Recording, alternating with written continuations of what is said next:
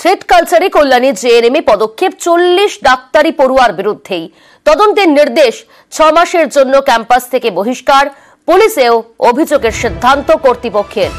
Thread কালচারের বিরুদ্ধেই সকাল থেকে বিক্ষোভ রঞ্জিত রয়েছে আমার সহকর্মী রঞ্জিত 40 ডাক্তারি পড়ুয়ার বিরুদ্ধে ঠিক কি নির্দেশ দেওয়া হলো দেখো গত কয়েকদিন আগে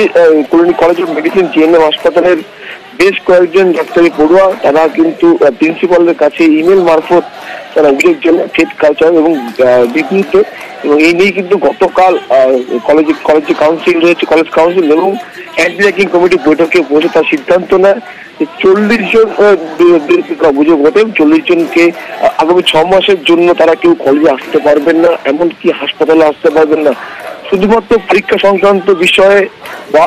যদি তদন্ত তাদেরকে ডাকে তবেই তারা কলেজে বা হাসপাতালে আসতে পারবেন। এছাড়া কিন্তু তারা কিন্তু কেউ আসতে পারবেন না এমনই নির্দেশ জারি করা হয়েছে। পাশাপাশি তাদের বিরুদ্ধে পাওয়া সমস্ত তথ্য প্রমাণ পুলিশের হাতে দেওয়ারও সিদ্ধান্ত নেওয়া হয়েছে। আগামী 6 মাস মধ্যে তদন্তের চলাকালীন তারা কেউই কিন্তু কলেজে বা হাসপাতালে আসতে পারবেন না। বেশ সঙ্গে থাকো থ্রেড কালচারে কল্যাণী জেএনএম এর বেশ কিছু গুরুত্বপূর্ণ পদক্ষেপ 40 ডাক্তারি পড়ুয়ার বিরুদ্ধে এবং শুধু তাই নয় তদন্তের নির্দেশ।